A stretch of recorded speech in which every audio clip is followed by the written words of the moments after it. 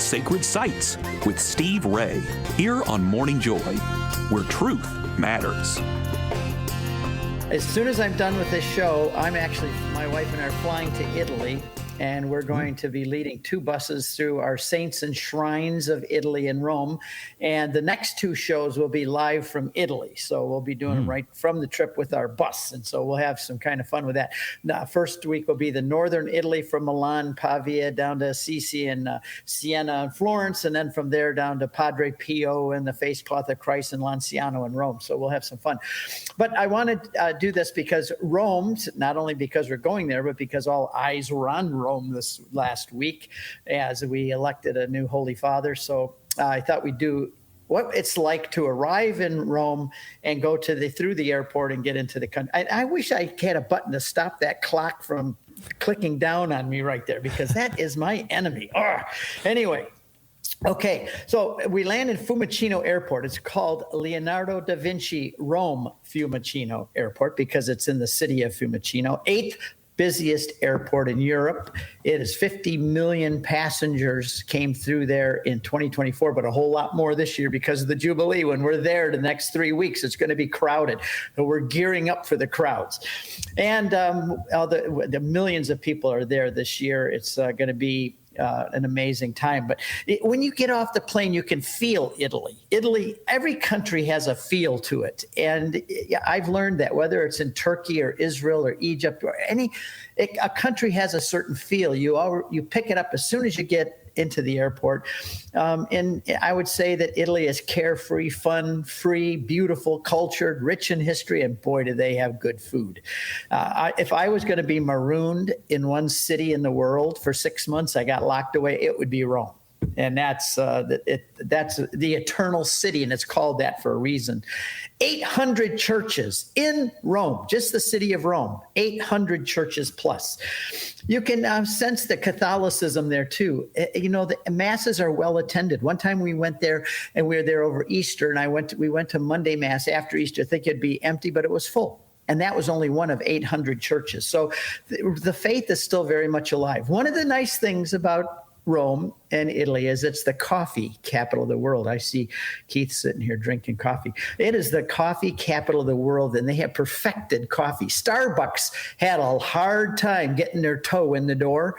They now, last I heard, they had 31 Starbucks, but they had to go learn from Italy. They had to, in a sense, adopt Italian ways, even to survive there, because it's the coffee capital of the world. Why would you want to go to Starbucks when you've got Italian coffee? They've perfected it. There's espresso bars in every street corner. If you ask for coffee there, you're not going to get what you get here. You're going to get an espresso, which is like 2 sips. You put a pack of sugar in there. It's like high octane coffee, 2 little sips. If you want what Keith is drinking there, you have to order coffee Americano. So then you get Americano coffee. It has water in it.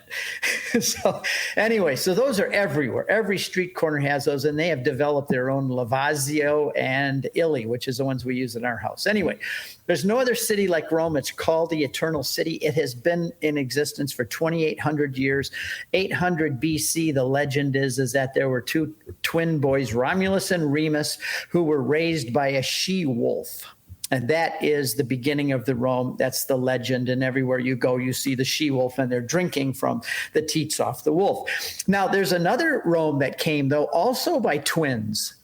And that's kind of what we celebrated this last week, because when the early church says Peter and Paul founded the Church of Rome, they founded the new Rome, and they're considered the twins that founded the new. So you got Romulus and Remus, who are twins that founded the ancient Rome, the secular. Now you've got 2 more twins, Peter and Paul. When you walk into St. Peter's there, they both are. They greet you as you come in because they're the founders of the new, the spiritual Rome. Now, the Vatican, we're going to move over to the Vatican now because it's called a Vatican City, but it's not a city. It is a city-state, and it's a country, and the smallest country in the world, by the way, with the smallest population and the smallest land size, Vatican City, and it's governed by, guess who? The Pope. They got a new governor, a new head of the Vatican City State, which is Pope Leo XIV, and it's the smallest country in the world. And by the way, they have very tough immigration. They have a wall around it and very tough penalties and rules for immigration. So just as a thought. Anyway, so we're now ready it's about an hour drive from the airport. To get there, we're going to cross the Tiber River. Oh, has anybody ever heard of the Tiber River? By the way, there's a book out there called Crossing the Tiber. It's my conversion story, and that's what the title means.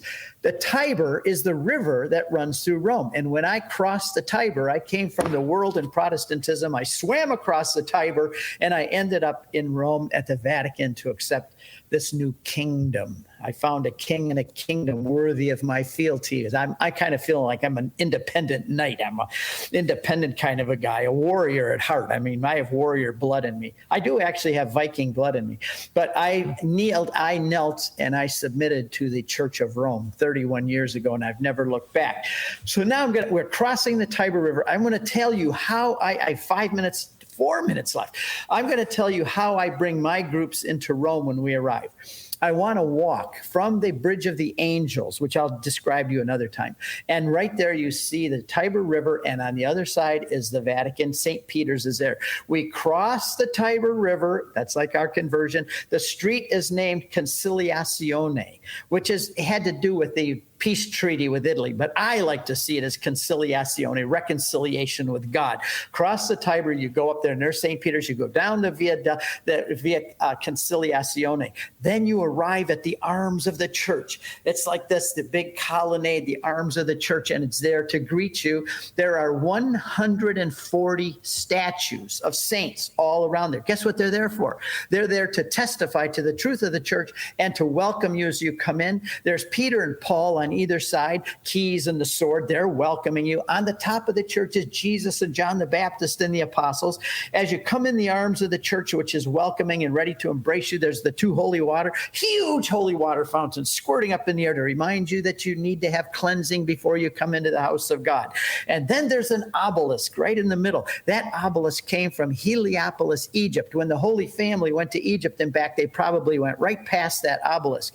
It's not unforeseen that Abraham saw it when he went down, and Moses saw it when he came back out of Egypt. And it was there, Peter was crucified under the shadow of that obelisk, and it's been standing. People say, I used to say, that it's a pagan obelisk from Egypt. That shows the Catholic Church is pagan. No, it's not. It tells the witness that on the top of it now is a cross, which shows that Christianity conquers over paganism. And it's there as a witness to all of salvation history. And Peter was crucified under its shadow, and now it's still there testifying to that today. Then you come into the church, and you go up and you come in, and there are two holy water fonts that are huge, angels. You go dip your hand, and you renew your baptismal vows, and you remember what it was, and you apply them to your mind, your heart, and your strength. Over to the right is the Pietà by Michelangelo. You got to take a look at that. And on the left is the baptistry. But then you're standing now looking up towards the front, towards the apse. You're looking in the largest church in the world. In fact, they boast about that because there's markers all the way down the center showing the other large churches of the world. So it says that here, this is how big the churches in New York or whatever. But we're this much bigger. So they got markers for all of the other churches with the meters in length, but they're making a point that we're bigger than all of them. And it is. It's the most. And it's awesome. It's intimidating in a way. It is spectacular to stand there. It just takes your breath away, especially the first time. When we take our group there this time, I always love to watch people's eyes because just watch them take their breath away. Well, now we come up on the left-hand side. As you come, the left transept is where the actual exact place where Peter was crucified. On the other side is confessionals. My wife and I have a habit of every time we go to St. Peter's at Rome, we go to confession there. I jokingly say it works better there because it's closer. But no, confession works good everywhere, but we love going to confession there. Now you come up and there's an altar. It's the papal altar. Only the Pope can celebrate Mass there. Below it are the bones of St. Peter. This was a huge earth-moving project where Constantine moved a mountain in a way over the tomb of St. Peter. And if you take a plumb line from the dome down, it goes right to the bones of St. Peter. It's called the Scavi tour. You can go down there, and I've done it many times to see the bones of Peter down there and where he's buried. And then there's a high altar and a baldacchino above it. And there's 4 huge pillars of the church, which are 4 of the great relics are up in the top of them. And then you look at the chair of Peter. It's there, and it's hanging. It's like it's in the air, but inside of it is the actual remainder of the chair of St. Peter when he was the Pope there.